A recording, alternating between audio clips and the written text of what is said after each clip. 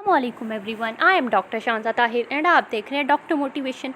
आज की वीडियो के अंदर हम बात करने लगे जी शॉर्ट लिस्टिंग पर। पहले मैं एक वीडियो बना चुकी हूँ जिसके अंदर हम फर्स्ट पेज पढ़ चुके हैं। That is our second video on the short listing. अगर आप चैनल पर नए हैं तो जल्दी से आपने चैनल को सब्सक्राइब कर देना। फर्स्ट ऑफ ऑल जी हम पढ़ने लगे हैं, हमारे पास है जी डुपलर इफ़ेक्ट। तो डुपलर इफ़ेक्ट क्या होता है हमारे पास, सबसे पहले वो देखेंगे।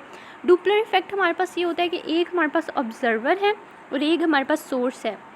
जब observer moving towards the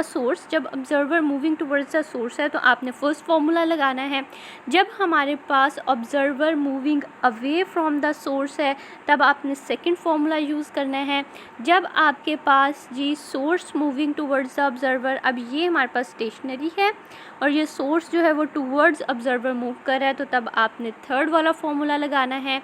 end जब आपके पास जो है source moving away from the observer, तो तब आपने लास्ट वाला फार्मूला लगाना है। तो ये सारे आपके पास बहुत इंपॉर्टेंट थे, आपने इनको याद रखना है। और जब आपके पास both observer and source are moving तो तब आपने ये वाला फार्मूला यूज़ करना है। देन हमारे पास आ जाता है जी यंग्स डबल स्लिट एक्सपेरिमेंट। ठीक है, ये बहुत इंपॉर्टेंट है। इसके अंदर आपको पता होना चाहिए मैक्सिमा कैसे फाइंड करना है, मिनिमा कैसे फाइंड करना है। ठीक है जी, आपको फ्रिंज डिस्टेंस के फार्मूलाज आने चाहिए, आपको फ्रिंज विड्थ फाइंड करनी आनी चाहिए। ठीक हो गया। Then we have the diffraction grating. तो डिफ्रैक्शन ग्रेटिंग और डिफ्रैक्शन एलिमेंट ये न्यूमेरिकल में हमेशा आता होता है ये वाला फार्मूला, और हमेशा ये सॉल्व करना होता है क्योंकि इसकी बस दो वैल्यूज़ हैं, D=L/N। तो आराम से ये फार्मूला आप अप्लाई कर सकते हैं। तो ये इस तरह से छोटे छोटे न्यूमेरिकल्स आ जाते हैं आपके MD कैट में।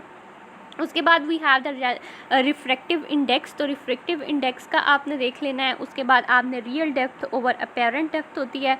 देन आपके पास रेयर टू डेंसर मीडियम में जब लाइट जाती है, जब डेंसर टू रेयर में आती है और डेंसर टू रेयर में आती है, तो आपने ये सारी जो फार्मूलाज हैं ये देख लेने हैं। इस तरह से आपने अपने फार्मूलाज की शॉर्ट लिस्टिंग करनी है ताकि आप बार बार अपने फार्मूलाज को रिवाइज़ कर सकें। जब आपके फार्मूलाज आप बार बार रिवाइज़ करेंगे तो फिर ही आप उनको अच्छे से याद रख सकते हैं। जब आपको फार्मूलाज आते होंगे तो तभी आप न्यूमेरिकल को अच्छे से सॉल्व कर सकते हैं। उसके बाद जी हमारे पास आ गया जी प्रेशर ऑफ गैस। तो ये वाला फार्मूला भी बहुत इंपॉर्टेंट है। ये सारे फार्मूलाज आपने याद रखने हैं। एक वैल्यू दे देते हैं, एक पूछ लेते हैं, 2-3 दे के एक पूछ लेते हैं, तो आपने ये फार्मूला ज़रूर याद रखना है। ये बहुत इंपॉर्टेंट है, इसका न्यूमेरिकल भी आता होता है। देन आपका आ गया जी टेम्परेचर। टेम्परेचर के फार्मूलाज भी आपने याद रखना है। टेम्परेचर का फार्मूला भी बहुत इंपॉर्टेंट है। और बोल्ट्जमैन कांस्टेंट, आपके पास बोल्ट्जमैन कांस्टेंट और इसकी वैल्यू, ये सारे आपने याद रखना है। ये बहुत इंपॉर्टेंट है। आपने अपनी शॉर्ट लिस्टिंग को इसी तरह से बनाना है ताकि आप उसको बार बार रिवाइज़ कर सकें और आपकी जो अनइम्पॉर्टेंट और जो आपकी ऐसी चीज़ें हैं जो आपको बार बार भूल जाती हैं, ठीक है, और आपकी इंपॉर्टेंट चीज़ें जो हैं तो वो आपने अपनी एक शॉर्ट लिस्टिंग में बनानी है ताकि आप उनको बार बार रिवाइज़ कर सकें। देन आपके पास आ जाता है जी एवरेज काइनेटिक एनर्जी किस तरह से फाइंड आउट करनी है। काइनेटिक एनर्जी और टेम्परेचर का क्या रिलेशन है, काइनेटिक एनर्जी और प्रेशर वॉल्यूम का क्या रिलेशन है, तो ये सारा आपने इसमें देख लेना है। Then we have the velocity के सारे फार्मूलाज आपने देखने हैं और वेलोसिटी का टाइम के साथ क्या है, डेंसिटी के साथ क्या है, मॉलिक्यूल्स के साथ क्या है, तो ये सारे आपने देखने हैं। First law of thermodynamics, second law of thermodynamics, ये दोनों आपने देखने हैं। देन आपके पास efficiency of heat engine, efficiency of heat engine का आपने फार्मूला भी देखना है। Then we have the molar specific heat और स्पेसिफिक हीट, ये दोनों आपने देख लेनी है, ये दोनों ही इंपॉर्टेंट है। इस तरह के फार्मूलाज आपके पास आते हैं न्यूमेरिकल में। देन हमारे पास आ जाता है जी, ऊपर चलते हैं जी जल्दी से, relation of CP and CV का relation is one of the most important. ये बहुत आता होता है, आपने इनकी वैल्यूज़ भी याद रखनी है, बहुत इंपॉर्टेंट है। Then we have the latent heat के फार्मूला, लेटेंट हीट का फार्मूला आपने देखना है। देन वी हैव द कि हमने टेम्परेचर को अगर हमारे पास सेल्सियस दिया है तो फ़ारेनहाइट कैसे करना है, फ़ारेनहाइट दिया है तो केल्विन कैसे करना है। तो ये आपके पास तीनों को हमने कंपेयर कर दिया, आपने तीनों को याद रखना है। और आपने ये भी इधर याद रखना है कि जो सेल्सियस स्केल होता है उसके अंदर 100 मार्किंग्स होती हैं, इस फ़ारेनहाइट में 180 मार्किंग होती हैं और केल्विन के अंदर भी 100 होती हैं, और इन सब दोनों के साथ डिग्री लगाते हैं और इसके साथ डिग्री नहीं लगता। Then we have the Snell's law का फार्मूला आपने देख लिया। Then we have the critical angle, तो क्रिटिकल एंगल भी आपने देख लेना है, ठीक हो गया। Then we have the distance covered in nth second, one of the most important, आपके पास कई बार पूछ लेते हैं कि डिस्टेंस nth सेकेंड के अंदर कितना है, तो आपने ये फॉर्मूला अप्लाई करना है उसके अंदर। ये आपकी कहीं भी बुक में नहीं लिखा हुआ, तो आपने फॉर्मूला ज़रूर नोट डाउन करना है और आपने इसको याद रखना है। Then we have the electric charge, तो इलेक्ट्रिक चार्ज को फाइंड आउट करने का NE के इक्वल होता है। Then we have the Coulomb's force, Coulomb's force का फॉर्मूला बहुत इंपॉर्टेंट है, आपने इसको याद रखना है। Then we have the electric field intensity, electric field intensity भी आपने याद रखनी है। आपने याद रखनी है एक चार्ज पार्टिकल के साथ, ठीक है जी। आपने दो प्लेट्स के दरमियान में, आपने एक प्लेट से दरमियान में और आपने एक कॉइल के दरमियान से जब गुजरा है, तो ये सारे आपने डिफरेंट जो हैं ये आपने याद रखनी है। Then we have the surface charge density, तो सरफेस चार्ज डेंसिटी का ये फॉर्मूला है। Then we have the electric flux, तो इलेक्ट्रिक फ्लक्स आपने देख लिया। Then we have the electric potential, तो इलेक्ट्रिक पोटेंशियल का भी फॉर्मूला हमारे पास ये वाला मेरे MD कैट में आया था, ठीक है। तो आपने इसका न्यूमेरिकल भी अक्सर आ जाता है, तो आपने याद रखना है। Then we have the electric potential difference, आपने वो देख लिया। Then we have the capacitance, capacitance का भी कई बार न्यूमेरिकल आ जाता है, तो आपने याद रखना है। एनर्जी स्टोर्ड के बहुत ज़्यादा फार्मूलाज हैं और ये सारे के सारे बहुत इंपॉर्टेंट हैं। आपके पास 1/2 QV है, आपके पास 1/2 CV² है, आपके पास 1/2 Q²/C है, आपके पास 1/2 ε0 RE² AD है, आपके पास MEG²/ε0 AD है। आपके पास डिफरेंट फार्मूलाज हैं और ये डिफरेंट बहुत इंपॉर्टेंट है सारे के सारे। आपने इनको बहुत अच्छे से एक जगह पे अपने पेपर पे आपने बनाना है इनको, और आपने इसको बार बार रिवाइज करना है। Then we have the energy density, उसके आपने फार्मूला सारे देख लेने हैं। देन हम फर्दर आ जाते हैं जी अपने charging and discharging. Charging and discharging का हमारे पास फार्मूला एज सच इतना इंपॉर्टेंट नहीं है, लेकिन आपने देख लेना है। T/RC होता है, कई बार ये रेशियो पूछ ली जाती है। उसके बाद आपके पास इलेक्ट्रिक करंट, इलेक्ट्रिक करंट का आपने फार्मूला देख लिया। हमने अभी देखा था Q = NE होता है, तो जब हमारे पास Q/T होता है तो हमने उसके जगह NE भी लगा लिया। ओहम्स लॉ आपने V = IR देख लिया। रेजिस्टेंस आपने देख ली V/I या 1/G, ठीक है जी। कैपेसिटेंस हो जाती है, ठीक है, कंडक्टेंस हो जाती है R, ठीक है। जब हम रेसिप्रोकल ऑफ रेजिस्टेंस लेते हैं तो उसको हम कंडक्टेंस कहते हैं, ये भी बहुत इंपॉर्टेंट है, इसको आपने याद रखना है। Then we have the temperature coefficient of resistance, तो ये ऐसा जितना इंपॉर्टेंट नहीं है, लेकिन आपने देख लेना है। Then we have the EMF, EMF किस तरह से फाइंड आउट करते हैं, IR + IR, तो ये आपने देख लेना है। I जो करंट फ्लो कर रहा है, R जो है वो एक लार्ज रेजिस्टेंस है और स्मॉल r जो है वो स्मॉल रेजिस्टेंस है, तो आपने ये दोनों देख लेना है। Then we have the electric power, electric power के भी हमारे पास डिफरेंट फार्मूलाज हैं और ये सारे आपने याद रखने हैं। और अगर वो आपको कहता है कि एक बल्ब है हमारे पास, इस तरह से बल्ब है हमारे पास और वो सीरीज़ में अटैच हैं, तो सीरीज़ में हमने उसकी पावर को 1/P करके ऐड ऑन करना है। और अगर वो कहता है कि आपके पास दो बल्ब जो हैं वो इस तरह से पैरेलल में लगे हुए हैं, तो तब आपने उसको ऐड ऑन कर लेना है नॉर्मली P1 + P2, ठीक है। तो इसके सीरीज़ के अंदर रेसिप्रोकल में ऐड ऑन होना है, और जो आपका इसका हमारे पास पैरेलल है तो पैरेलल में नॉर्मली ऐड हो जाता है पावर को, तो ये पावर भी आपने देख लिया। उसके बाद जी हमारे पास आ जाता है कॉम्बिनेशन ऑफ कैपेसिटेंस। तो कॉम्बिनेशन ऑफ कैपेसिटेंस के अंदर क्या है, सीरीज़ के अंदर आपने उसको रेसिप्रोकल में करना है एंड पैरेलल में उसको ऐसे ही डायरेक्टली सॉल्व करना है। तो आपका पास कैपेसिटेंस और आपके पास पावर जो है उनका दोनों का सेम है, आपके पास पैरेलल में उसको नॉर्मली ऐड ऑन करना है। तो आप इसको एक निमोनिक से याद रख सकते हैं। हमारे पास निमोनिक है PC, पर्सनल कंप्यूटर हम कहते हैं ना PC, तो आपने PC से इसको याद रख लेना है। या होटल PC भी है, पॉल कॉन्टिनेंटल, तो आपने उससे इसको याद रख लेना है कि जो PC है यानी पावर और कैपेसिटेंस है उसके अंदर पैरेलल के अंदर हमारे पास C जो है पैरेलल के अंदर ये नॉर्मली ऐड ऑन होना है।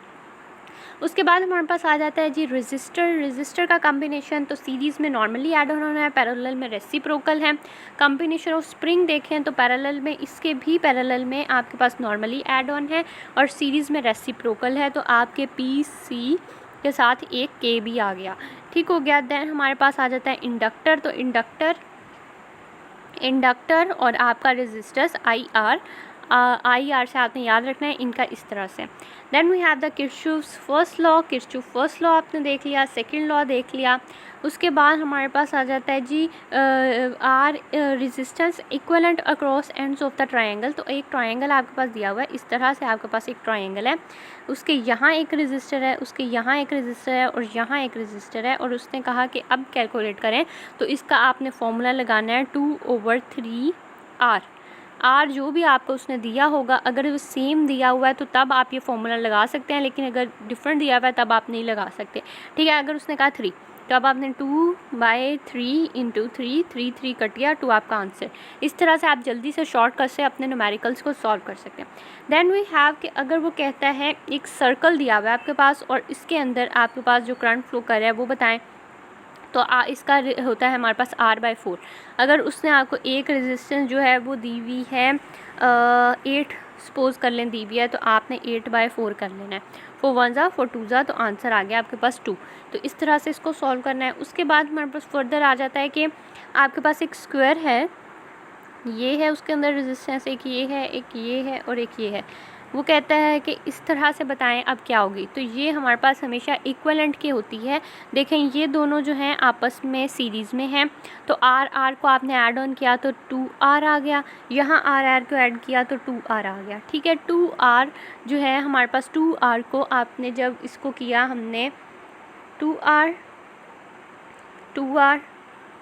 और नीचे हमने किया 2R + 2R, इस तरह से करते हैं। 2 2 ज़ा 4, 4R आ गया, और नीचे हमारे पास आ गया जी 2 2 ज़ा 4, 4R आ गया, और ये R² था क्योंकि मल्टीप्लाई हुआ था, ये इससे कट गया, ये R इससे कट गया, तो हमारे पास एक R आ गया सिंपली।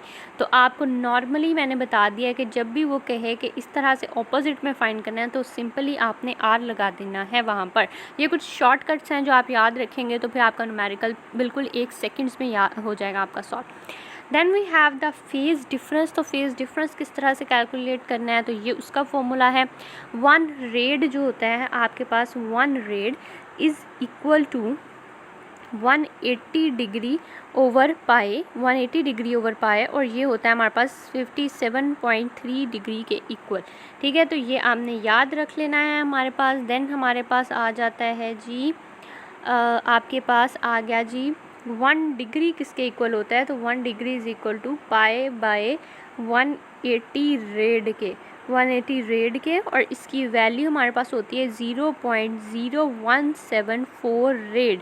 तो ये आपने याद रखना है, ये दोनों बहुत इंपॉर्टेंट थे। उसके बाद हमारे पास आ गया जी एक स्फीयर है।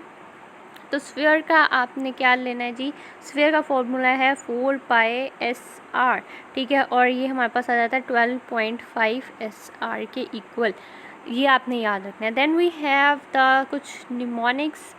हमारे पास क्या है कि जी आर रेंज मैक्सिमम होती है हमारे पास 45 डिग्री पे, ये सारे आपने लिखने हैं, ये आते हैं। उसके बाद रेंज जो है वो हाफ होती है ऑफ द रेंज मैक्सिमम के 15 डिग्री पे। देन वी हैव के रेंज, उसके बाद वो कहता है आपके पास हाइट कितने पे मैक्सिमम होती है। ठीक है जी, हाइट आपके पास मैक्सिमम होती है जी 90 डिग्री पे, रेंज मैक्सिमम 45 पे, हाइट मैक्सिमम आपके 90 डिग्री पे, और range is equal to height होती है range is equal to height होती है आपके हमारे पास 76 डिग्री पे। तो ये बातें आपने याद रखनी है। देन हमारे पास आ जाता है जी टाइम आपके पास कितना होता है। तो टाइम के लिए आपने देखना है कि आपके पास थीटा जो है जब हमारे पास 0 डिग्री है या आपके पास 180 डिग्री है, तो तब आपके पास टाइम मिनिमम होगा, time is equal to 0। Time आपके पास मैक्सिमम होगा जब थीटा आपके पास होना है 90 डिग्री या आपके पास होना है 270 डिग्री। तो ये बातें आपने याद रखनी हैं। ठीक हो गया। उसके बाद आ जाता है जी हमारे पास W जो है आपके पास वर्ल्ड कप मैक्सिमम होगा 0 और 180 डिग्री पे और मिनिमम होगा 90 और 270 डिग्री पे। Then we have the geostationary orbitals, तो इनकी सबकी वैल्यूज़ बहुत इंपॉर्टेंट है, ये आपने याद रखनी है। R की वैल्यू इज़ 42.3 × 10⁻6 मीटर, हाइट की वैल्यू 36 × 10⁻6 मीटर, V0 आपके पास 3.1 × 10⁻3 ms-1 एंड टाइम आपके पास 24 आवर्स लगते हैं। तो ये जियो स्टेशनरी ऑर्बिट का था, ये बहुत इंपॉर्टेंट है। ठीक हो गया। उसके बाद हमारे पास आ जाता है जी speed of sound. Speed of sound आपने देखनी है जी 0 डिग्री के ऊपर आपकी 3332 है, रूम टेम्परेचर पे आपकी 347.25 है एंड 0 केल्विन पे आपके 165.4 है। तो ये आपने याद रखनी है। स्पेसिफिक हीट आपने देख लेनी है, वाटर की 4200 है, आइस की 2100 है एंड स्टीम की 2010 है। तो ये आपने याद रखनी है। कुछ वैल्यूज़ एग्जैक्टली वैल्यूज़ पूछ लेते हैं, कई बार वो न्यूमेरिकल दे के पूछ लेते हैं। Then we have the latent heat. Latent heat of fusion आपने देख ली और लेटेंट हीट ऑफ वेपराइजेशन आपने देख ली। Then we have the molar specific heat constant, तो ये आपके पास मोनो का है, डाई का है एंड पोले का है। These 3 are the most important MCQs। मेरी बारी में डायरेक्टली उन्होंने पूछ लिया था आई गेस मोनो का, तो ये आपके पास होता है 1.67। आपको ना ये टेबल दिया हुआ है, ये एक आपकी बुक के अंदर, ठीक है, उसमें आपको ना ऐसे रेशो में दी हुई है, जैसे 5/3, 7/5, 9/7, ठीक है। तो आपने क्या करना है, आपने उनको इस तरह से याद करना है। आपने क्या करना है जी, मैं आपको बताने लगी हूँ। आपने उसको ऐसे याद कर लेना है कि मोनो की 1.67, डाई की 4.3। आपको इस तरह से भी आना चाहिए, क्योंकि मेरी बारी में उसने 1.67 ऑप्शन दिया हुआ था और ये मोनो की डायरेक्टली वैल्यू थी। तो इस तरह के MCQs डायरेक्टली बुक से भी आए होते हैं फिज़िक्स के, और हमने ये नहीं पढ़े होते बुक से, और फिर हम कहते हैं ये तो आउट ऑफ कोर्स आ गया। तो इसलिए आपने बहुत अच्छे से अपनी बुक को भी पढ़ना है। Then we have the refractive index. Air का 1 है, वाटर का 1.33 है एंड ग्लास का 1.5 है, ये आपने याद रख लिया। क्रिटिकल एंगल ग्लास का 41 डिग्री एंड वाटर का 49 degree. And then we have the diffraction grating, तो 400 में से 5000 लाइंस पर सेंटीमीटर। तो ये आपने देख लिया। उसके बाद हम आ जाते हैं जी speed of sound at any temperature. तो at any temperature speed of sound जो होती है वो VT = V0 + 0.61 × T, ठीक है। जितना टेम्परेचर दिया आपने वो लगा लेनी है और फिर आपकी वो स्पीड आ जाएगी उस टेम्परेचर के मुताबिक। That is all from my side. ये हमारी थी सेकेंड वीडियो, हमारी जो शॉर्ट लिस्टिंग की वीडियो थी। नेक्स्ट वीडियो में आपसे मिलेंगे, तब तक के लिए अल्लाह हाफिज़।